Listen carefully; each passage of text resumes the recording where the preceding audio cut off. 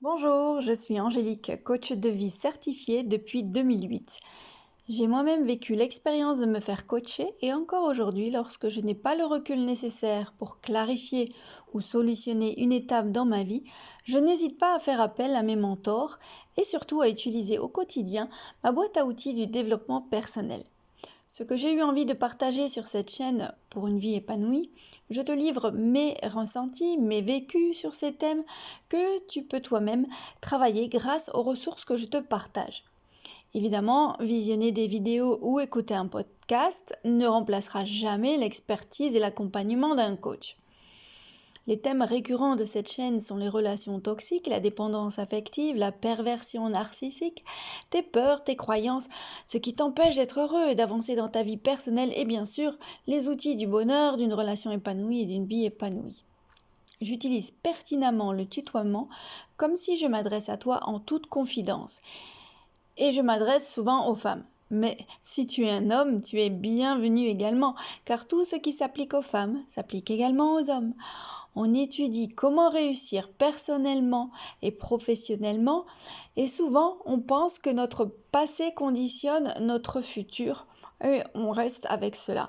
Ici sur la chaîne d'une vie épanouie, on décide qu'on peut dépasser nos difficultés et je te montre comment faire. Si j'y suis arrivé, tu peux y arriver. À toi de décider maintenant tes objectifs et d'y travailler.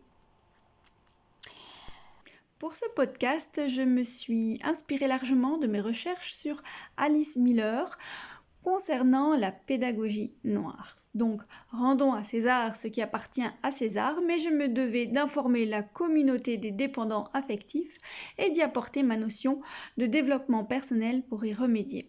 Alors, qu'est-ce que la pédagogie noire? C'est une forme d'éducation répressive visant à soumettre les enfants par diverses méthodes qui incluent aussi bien les châtiments corporels, mais pas que, la manipulation mentale également. Tu connais le principe, qui aime bien châtie bien. Alors, résultat, ces principes brisent la volonté de l'enfant pour en faire un être docile et obéissant, mais sujet à de douloureux conflits intérieurs. Il y a donc des dégâts considérables dans leur vie d'adulte et qu'il n'est pas rare d'avoir à traiter en psychologie, coaching ou développement personnel. C'est pourquoi j'avais envie d'en faire le parallèle aujourd'hui sur ma chaîne. La pédagogie noire, c'est l'éducation punitive corporelle avec humiliation de l'enfant qu'on maltraite émotionnellement, à qui on va coller des étiquettes. L'enfant sera traité de bête, nul, méchant, enfin quelle que soit la forme que prend cette violence physique, verbale, psychologique, violence ordinaire parce qu'elle est socialement acceptée, comme par exemple la mise au coin, l'obligation à manger ou le chantage. Combien d'enfants veulent seulement aimer et être aimés, mais ne trouvent personne qui le leur permet. Selon Alice Miller, les principes souvent inconscients de la pédagogie noire sont les suivantes. Les adultes sont les maîtres de l'enfant, et donc ils leur doivent obéissance inconditionnelle, l'empêchant ainsi l'autonomie et d'apprendre par exemple par essai-erreur. Les adultes tranchent du bien et du mal, c'est-à-dire qu'ils savent mieux que l'enfant ce qui est bon ou mauvais pour lui, l'empêchant ainsi d'apprendre à ressentir ou d'exprimer ses ressentis. La colère des parents est le produit de leur propre conflit, mais ils en rendent l'enfant responsable, le rendant coupable de tout, même si on peut prouver le contraire. Être parent, c'est être sacré. Et ce sont les parents qui ont besoin d'être protégés de la mauvaise nature, alors je mets ça entre guillemets évidemment, de peur d'être bouffés par leurs enfants. Ils sont dans cette peur, donc ça les rend des parents rigides. Les sentiments vifs qu'éprouve l'enfant pour son maître, également entre guillemets, constituent un danger. Parce que la pédagogie noire repose sur la répression, la négation des sentiments, quels qu'ils soient. Il ne faut pas montrer trop d'amour sous peine de passer pour un mièvre. Le fameux un enfant ça pleure pas, enfin un garçon ça pleure pas un homme, ce genre de croyance. Il ne faut pas non plus exprimer de la colère, sinon tu es méchant.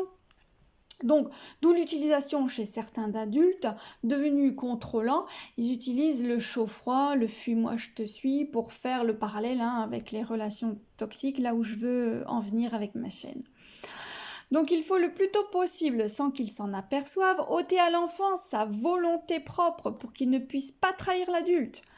Les moyens d'oppression sont les pièges, les mensonges, la manipulation, l'intimidation, la privation d'amour, la honte, l'isolement, l'humiliation, le mépris, la moquerie, jusqu'à l'utilisation de la violence. Le ridicule et l'humiliation peuvent tout autant blesser un enfant que des coups physiques. Cette pédagogie noire ou l'éducation traditionnelle, puisqu'elle est communément admise, il faut le dire, repose plus sur des rapports de pouvoir que sur des rapports de respect et d'amour. Qu'en pensez-vous ? Donc les enfants, ainsi, ont appris dès leur plus jeune âge à devoir se sentir coupables de ce que leur faisait subir leur entourage. Et une fois adultes, ils le croient encore.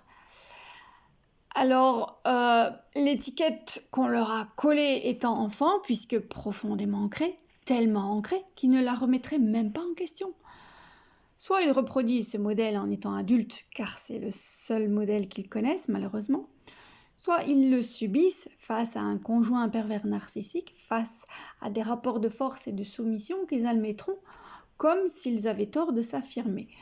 Elles entrent ainsi dans un cercle vicieux de schémas de reproduction malsaine et de relations toxiques. À partir du moment où on est soi-même lucide et éclairé, on ne peut plus rester indifférent, ni à son propre enfant, ni à soi-même, et encore moins à la violence contre tous les enfants. Oui, les fessées sont violentes, celles que j'ai reçues et celles que j'ai données. Oui, la répression des émotions, empêcher un enfant de pleurer ou de s'exprimer, le punir même. Pour cela, c'est de la maltraitance émotionnelle. Et je peux en être à la fois victime et auteur. Non, les punitions ne sont pas une marque d'affection, comme on veut nous le faire croire, avec la loi du qui aime bien châtie bien ou pour le bien de l'enfant.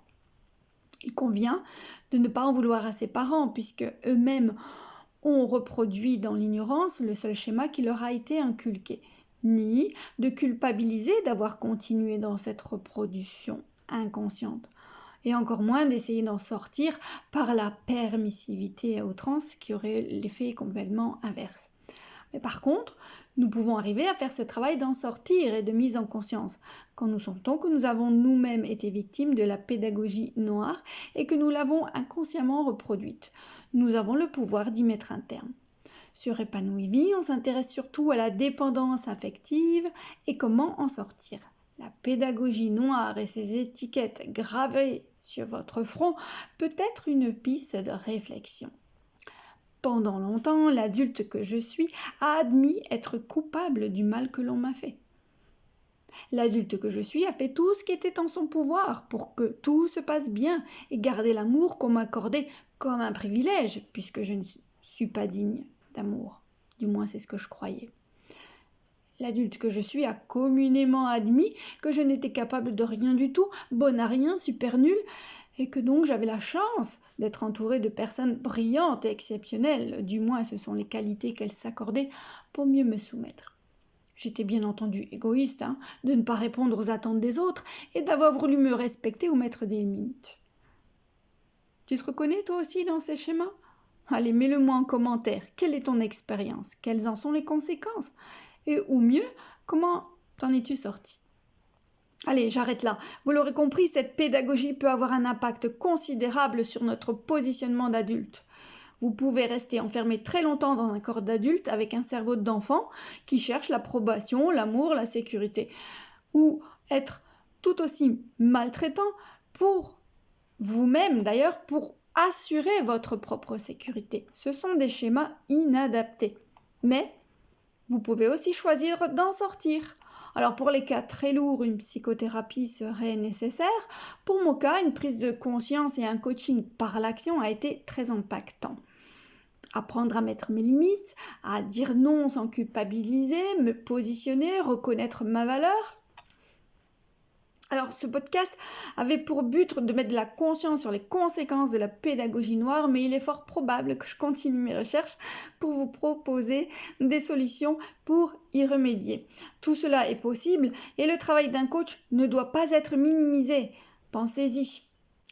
Alors en attendant la suite, si tu veux connaître, je t'invite à t'abonner, pense à liker et à partager pour informer le plus grand nombre qu'il est possible de sortir de nos schémas destructeurs. Je te dis à très bientôt et coach-moi vôtre.